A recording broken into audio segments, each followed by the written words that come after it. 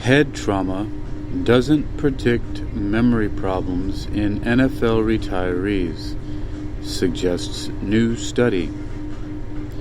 Head trauma doesn't predict memory problems in NFL retirees, suggests new study. You're listening to Technical News Reading, presented by Hakeem Alibokas Alexander on Spreaker, social podcasting, presented for World Reading Club in association with Uniquilibrium.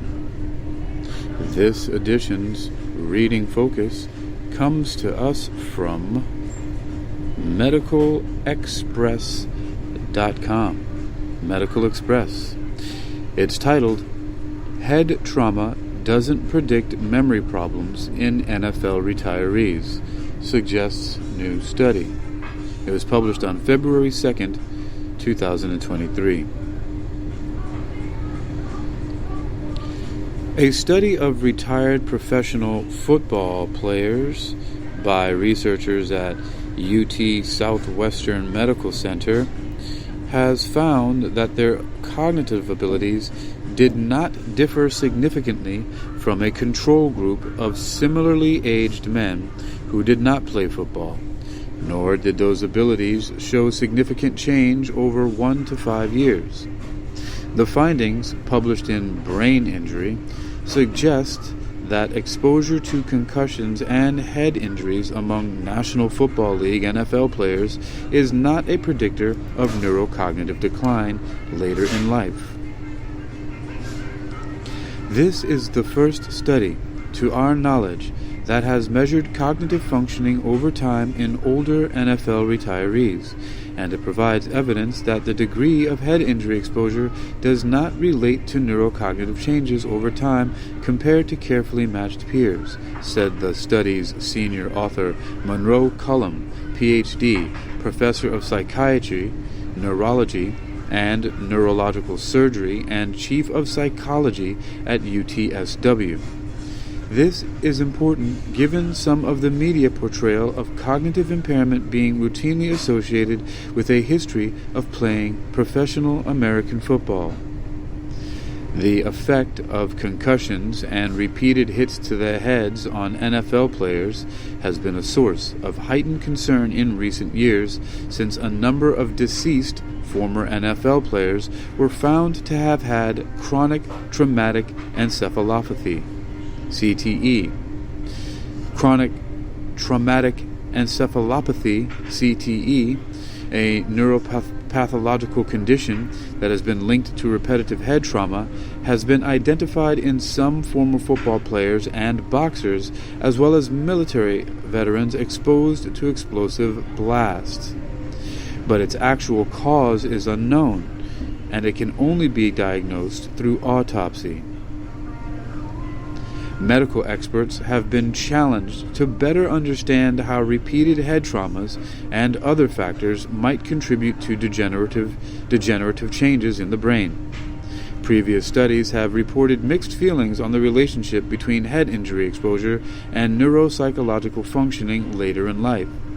While some investigations have suggested former NFL players may exhibit lower verbal memory and executive function scores, others have not found differences compared to control groups, according to a review of the literature. The latest investigation by faculty and trainees from UTSW's Department of Psychiatry, Neurology, Neurological Surgery, and Physical Medicine and Rehabilitation included 53 former NFL players age 50 or older, as well as 26 healthy controls and 83 individuals with mild cognitive impairment or dementia who did not play collegiate or professional contact sports, and matched as closely as possible to the NFL retirees by age and education. The participants underwent clinical interviews that included concussion histories, neuropsychological testing, neuroimaging, and neurological exams. 29 players had follow-up evaluations ranging over 5 to 1 year. The retired players in the study had an average of 5.63 concussions, 8.89 years in the NFL, and 115.12 games played. The researchers report that retired football players had slightly lower memory scores compared to healthy peer controls, but did not find this to be significantly associated with head injury exposure. The findings held true whether the athletes had played non-speed positions, quarterback, lineman, linebacker, or those involving speed, running back, defensive back, receiver, during their playing careers, and the results did not significantly change in the follow-up evaluations. These results underscore that not all NFL retirees will have cognitive problems later in life, and they add to the complex and mixed literature on whether there is a clear dose-response relationship between head injury exposure and later cognitive impairment, said Jeff Schaeffer, Ph.D., Assistant Professor of Psychiatry at UTSW and the study's lead author. Our finding that some NFL retirees may have slightly lower memory scores is not clinically meaningful and, importantly, did not relate to any measure of head injury exposure we could evaluate. Dr. Schaeffer, who is a neuropsychologist, added that these latest findings are not the end of the story. Future research will be critical to determine whether there is a subset of former athletes who may be most at risk, he said. Dr. Cullum is a clinical neuropsychologist who specializes in the assessment of cognitive disorders. This investigation was our first to evaluate cognitive functioning over time in these players, he said. This also builds on our concussion aging research exploring this and other risk factors for cognitive decline later in life. Ongoing work in the field at UTSW includes the Concussion Texas Context Studies, which collect data on sports-related concussions among middle and high school athletes, and the multi-site Care for Kids study of biomarkers and lingering symptoms following adolescent concussion. With our rich multidisciplinary research teams, UT Southwestern has been a natural environment to pursue brain injury and brain aging research, Dr. Cullum said. Graduate students as well as postdoctoral fellows have contributed heavily to this line of work, and I'm proud to say that several of our faculty members doing this latest research were former trainees at UTSW. Nayaz Didabani, Ph.D., Associate Professor of Psychiatry and Physical Medicine and Rehabilitation at UTSW and a co-investigator on the study, said that brain aging research efforts are continuing with a new study called the College Level Aging Athlete Study. Researchers are investigating female and male athletes, now age 50 and older, who were part of the National Collegiate Athletic Association and the National Association of Intercollegiate Athletes.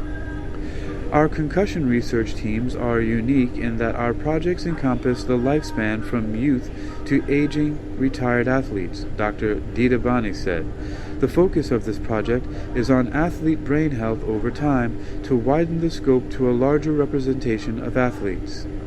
Other researchers who contributed to the study include Christian Lobu, John Hart Jr., Heidi Rossetti, Kristen Wilmoth, Will Gett, and Laura Lakritz from the UTSW and Michael Motes from the University of Texas at Dallas. For more information, contact Jeff Schaeffer and others. Neurocognitive Outcomes of Older National Football League Retirees, Brain Injury, published in 2022. This was provided by UT Southwestern Medical Center. You've been listening to Technical News Reading, presented by Hakeem Alibokas Alexander on Spreaker, social podcasting, presented for World Reading Club in association with Uniquilibrium. This edition's reading focus has come to us from medicalexpress.com. You can read this article and others like it for yourself by visiting medicalexpress.com. That's medicalexpress.com. medicalexpress.com. Head trauma doesn't predict memory problems in NFL retirees, suggests new study.